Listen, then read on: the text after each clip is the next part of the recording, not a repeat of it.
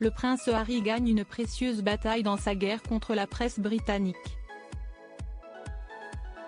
Le 10 novembre 2023, le duc de Sussex apprend que le procès peut se poursuivre.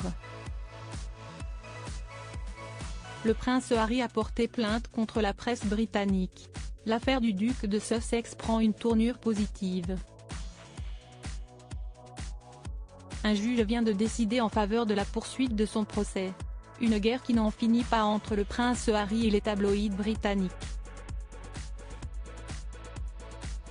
Si la devise de la firme vis-à-vis de la presse est ne jamais se plaindre, ne jamais s'expliquer, le prince Harry ne l'entend pas de cette oreille. Au contraire, il a même à maintes reprises pointé du doigt cette politique de la famille royale.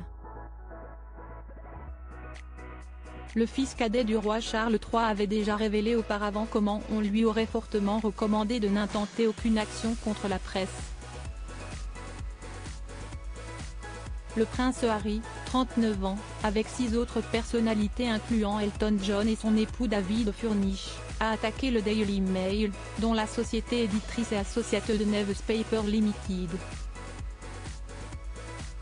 En début d'année, le prince Harry a fait plusieurs allers-retours pour assister à certains de ses procès. Le 10 novembre dernier, le duc de Sussex remporte une bataille dans cette guerre juridique qu'il a lancée, rapporte le Paris Match. Associated Newspaper avait réclamé l'annulation de la plainte du prince Harry et des autres plaignants, dont le chanteur britannique Elton John. Un juge britannique a rejeté la demande de la société éditrice du Daily Mail. Selon les dires de l'avocat des plaignants, David Sherborne, la société a demandé le retrait de la plainte du prince Harry parce que l'affaire datait de plus de 6 ans.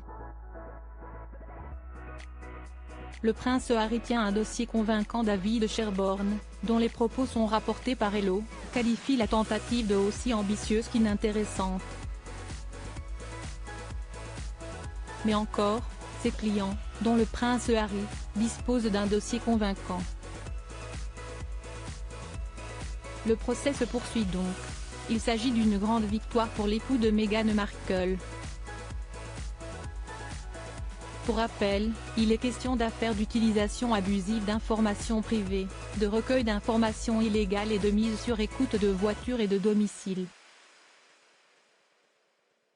En grande partie, les faits datent de la période 1993-2011, mais quelques-uns sont plus récents et datent de 2018.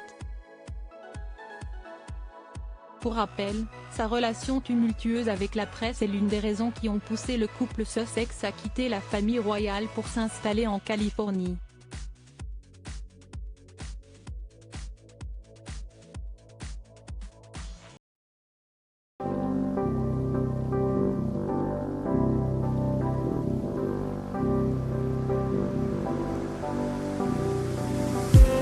I just need